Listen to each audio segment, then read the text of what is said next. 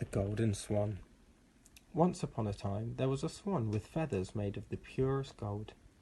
The swan lived on a fine pond and was rich in both food and friends. Close by the pond, there lived a poor mother with her 2 daughters. Their clothes were rags, their food meagre, and their luxuries non-existent. The swan felt sad that they had so little, and he had so much. His friend the frog says, "Don't cry, do something to help. Croak!"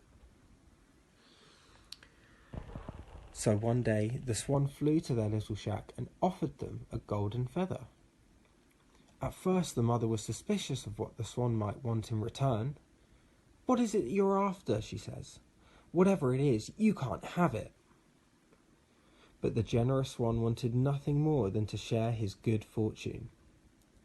"Sell it and buy yourself some food." "Food? Clothes? Oh, thank you, swan." So the mother took the feather, and for some time the family lived well. "We can't eat another thing," they say.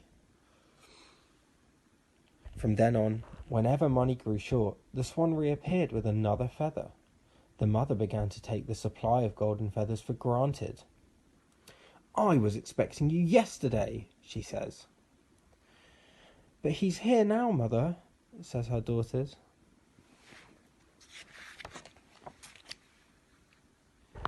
The mother grew impatient for the feathers and decided to take them all at once. "I ask you, what use are golden feathers to a swan?" she asked her daughters. The next time the swan visited, she grabbed hold of him and plucked at his feathers. "Got you!" "But why?" asked the swan.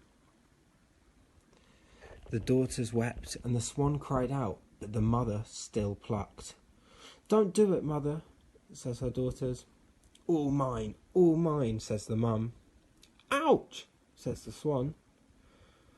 The pile of glittering feathers grew and grew until the last swan feather was plucked. Then, all of a sudden, the pile of glittering feathers started to turn a dull brown until not one golden feather remained.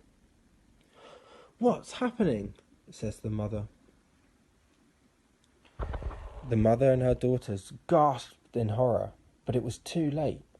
The swan took his leave of the ungrateful woman who had returned his generosity with such greed. He went with his friends to live in a far distant land, never to return to the little shack again. And his friends tell him, "Greed doesn't pay. You tried."